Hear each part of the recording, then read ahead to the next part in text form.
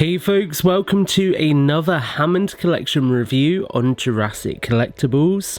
Tonight we've got the 3 brand new smaller animals. I purchased these again from Rexy's review, so huge shout out to Andrew for making this possible. I did pay for them, they're not samples, but just so you know, that's where I got them. We have got the Ornitholestes, the Dryosaurus and the Mussaurus, and I know these figures have been quite criticised by the community because none of them appear in the films. However, for me, I think that between film waves, a lot of the film dinosaurs we need now are velociraptors. We need Echo, we need Charlie, I think we've got Delta, so we need Charlie, but we're not going to get them wave after wave. Mattel want variety, and so these sit quite well with me. So we're going to take a closer look at each of these in the packaging. Up first we have got the Mussaurus, as you can see, the kind of smaller, I believe this is actually a sauropod. You can see on the side we've got quite a cool render of the actual figure. On the back we've got the different poses that show some of the interchangeable features, and obviously this is just using the Jurassic World General logo. You can see with this one we get 2 different paws, which is quite cool.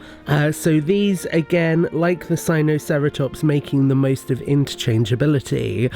So the Mussaurus has got an opening jaw.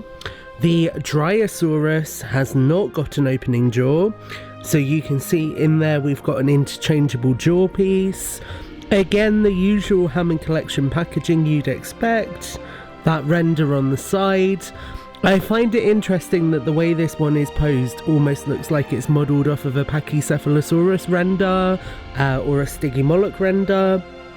You can see the interchangeable jaw pieces there, all of the usual legal gubbins you would expect on the packaging. And then lastly, and probably most excitingly, we have the Ornitholestes.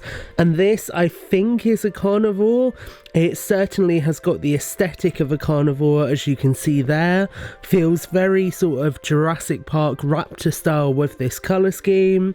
You get a really good look at all of the different posing on the back and the different interchangeable claws.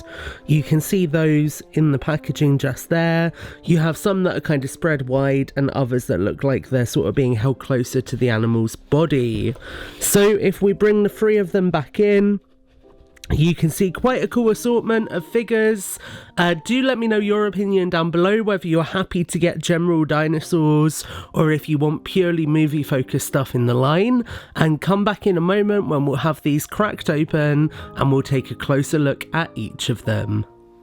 Okay folks, so here we have got this latest batch of Hammond Collection figures out of the packaging. We're gonna start by taking a look at the Ornitholestes. So the Ornitholestes, I did look up on Google just to learn a little bit more about this animal, and this is a predator. So you can see it has got 2 toes and a sickle claw. There is scientific speculation about whether it would have had that or not, so it's cool to see that included here. We have got 3 fingers which are painted just there with black on the claws.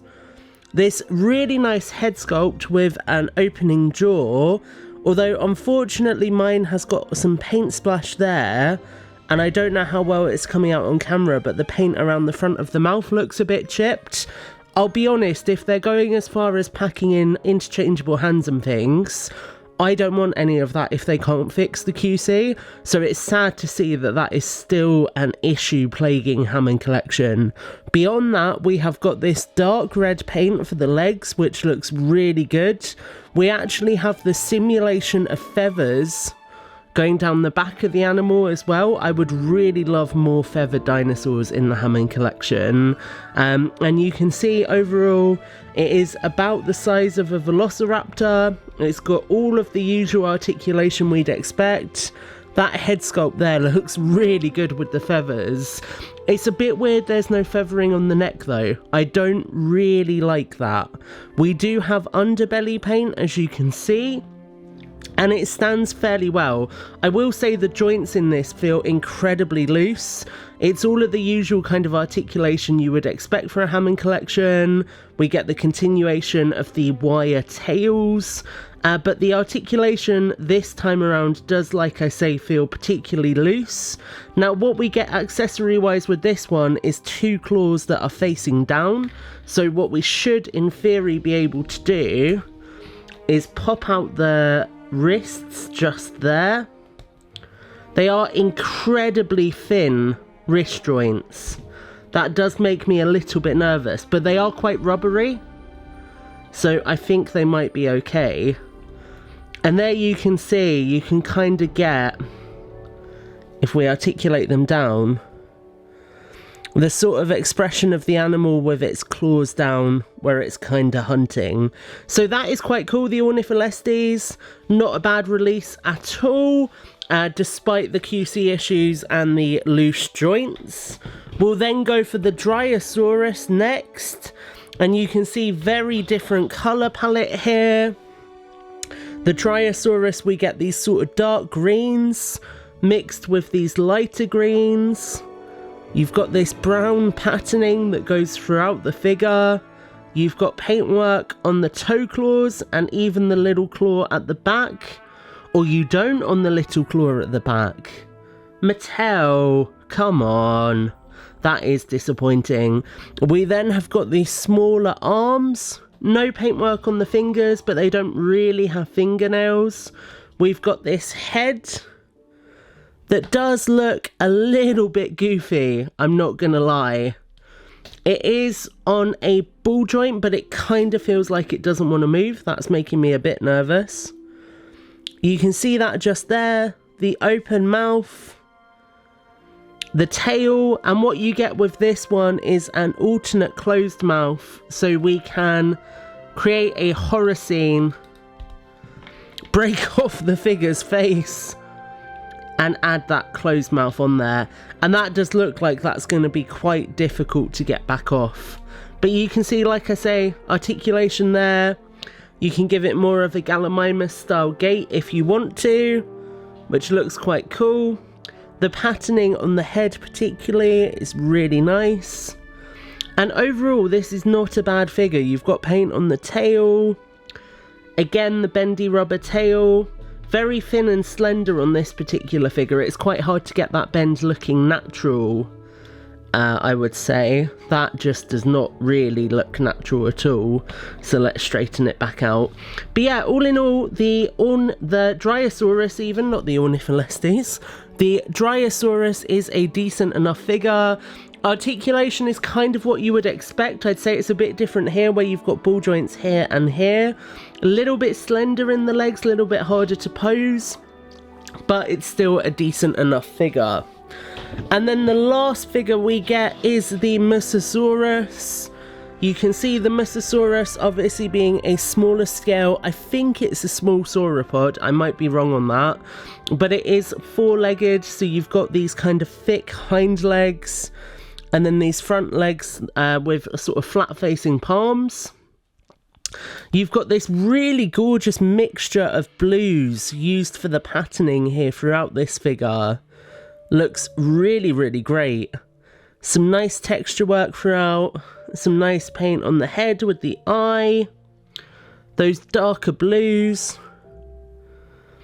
Again, the opening jaw is present on the Mussaurus. I'm curious as to how they work out what can have an opening jaw and what can't. Obviously, the bendy tail, again, quite present throughout. And this figure also comes with interchangeable hands. The idea being, if you wanted to have your Mussaurus in a 2-legged pose, you could then have its arms kind of out in front of it. So let's give that a go. Oh yeah, you can do that quite easily actually. There you go, and that almost kind of stands like a Therizinosaurus. I like that. That's really cool. So that is the Mussaurus. If we bring back in the Ornitholestes, kind of position him behind the Mussaurus and bring in our Dryosaur. So that is the 3 that come in this wave. So again, you know, these aren't movie dinosaurs, but I don't feel like they needed to be. I think this is quite a nice filler wave that gives us some unique smaller animals that are just going to work well with the rest of the Hammond collection. And I get why they did this. Whether you like it or not, the films tend to focus on raptors. We have at this point a lot of the animals from the films in this scale, so it does make sense for them to branch out to continue the Hammond collection. Now hopefully in the future we get other animals from other films, you know, other variants of the Velociraptor from Jurassic World, potentially a redo of Jurassic Park, The Lost World, JP3, those would all make sense with new proportions in time, the Mutodon. What else is there out there currently? The raptors from Jurassic World Rebirth. I'm looking over at my Rebirth shelf currently, the juvenile Parasaurolophus. Hell, we could get a Lystrosaurus from Jurassic World Dominion, Oviraptor. There is lots that Mattel can do, but I understand wanting to stretch it out a bit. So that is my thoughts for this video, guys. Make sure to like, favourite and subscribe. And until the next one, take care and have a great week.